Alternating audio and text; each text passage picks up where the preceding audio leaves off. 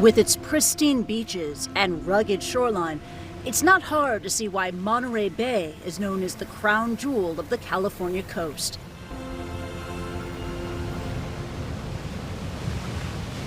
Monterey is home to one of America's largest protected marine areas. It's also a place close to my heart. This is where I spent many of my summers growing up. This is perfect. I'm like 8 years old again. And I never pass up the chance to come back and explore. That's a hermit crab. I'm excited. I want to look for critters right now. I love tide pooling. Done it as a kid, especially with my dad. It's like a scavenger hunt. Tickle it.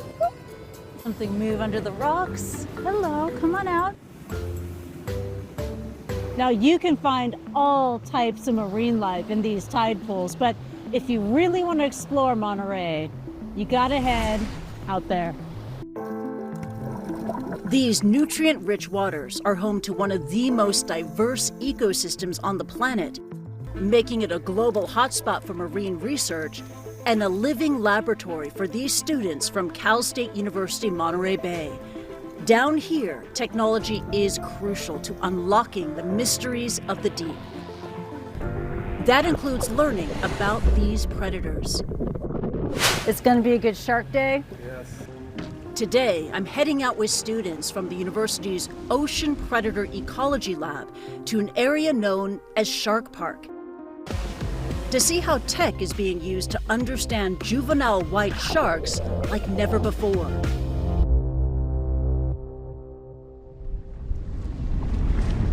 It had been right around here. It takes a keen eye, many actually, to spot these predators, but there's no guarantee. So it looks like it clears up a little, so we're hoping the sharks can be in that area. This is lab tech and shark enthusiast Dylan Moran.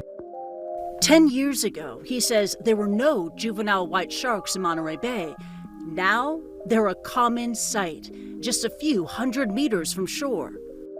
As global warming is happening, we're seeing this poleward shift where species that are normally in this range, so let's say in California, are now shifting northwards because that warm water is moving. Researchers say little is known about the behavior of juvenile white sharks. Most traditional tracking tags are made for adult sharks and are too bulky for smaller fish. But these students designed a solution. Miniature motion-sensing tags that clip onto smaller dorsal fins. Very much like a fitness tracker that you put on your wrist tracks your arm swings, which is your steps. We track tail beats, which are the shark's steps. And then we can pair that with temperature measurements, depth, and a compass as well. And from that, you can tease out what is causing the shark to move in a certain way. You've basically created a wearable for sharks. Exactly, that's exactly what we're trying to do. The tech is all developed here on campus. All right, Kristie, welcome to the Ocean Predator Lab here at CSU Monterey Bay. This is very cool. A range of tags are customized and 3D printed, made for different species, big and small. And there she is. That's where it gets tricky. One of the big challenges with these tags is trying to fit all of these sensors into a package that can work on small animals. And a big part of that is that we have to design each one of these by hand to float correctly. We test and change the design 5-10 times before we get something that truly works, and we're still working on these. These aren't done. We're looking to really, on one hand, learn what these white sharks are doing, but on the other hand, develop prototypes to miniaturize some of these technologies so we can transfer them to other species that may be more threatened than white sharks. It's going to be a game changer, and it already is. Back on the water, still no signs of sharks. If you see a big dark spot in the water, call it out. All right. Oh my goodness, check it out. Oh, our first great white shark of the day, guys. But then, our patience pays off. I got a good fin on it. Wow. And they keep coming. Oh, there it is. The fins up. Oh. the biggest one we've seen yet. That's a great shot. Well done. Closer, there you go. Good shot. Right up against that shark. These sharks here in Shark Park, we're not attracting them. They are here on their own free will to warm up. There's no... Shark right here. At 1 o'clock. There it is, Eric. 2 boat lengths, 1 o'clock. We are getting right up next to a 6-foot great white. Well done, Dylan. Oh my goodness, look at that. That was so cool. Yeah, saw it. This is your first time seeing This is my first time. This is your first time too, right? Here, bring here.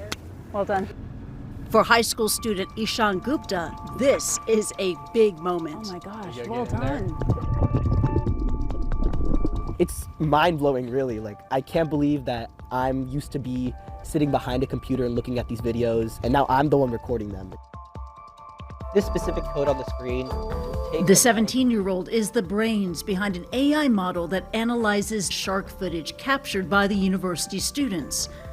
There's usually 2 types of videos that we need to capture. The first is of the dorsal fin. That's to identify the shark. The second we get is the full body shark, which is what goes through my algorithm, and we use to kind of identify the health of the shark and check the healthy conditions of the body. It's right here. It changed direction. It's coming straight at us now towards the stern. But not everything goes to plan out on the ocean. And when it comes time to actually tag the sharks, it seems our luck's run out. It's a little deep, sunk down. Now it's going towards the stern. The sharks are swimming too deep for master's student Kelsey Montalto to tag them, making an already tricky job impossible for today. The data retrieved on trips like this is ensuring researchers get a better picture of our oceans. In science, we're always learning. We're hoping to learn more every day. And this is part of a growing body of research to see how they're changing their behaviors in response to temperature. And for these students, let's face it, there's no better place for them to learn. Want to find out more about these shark experts? Well, scan here to tell us what marine tech you think will have the biggest impact on our oceans.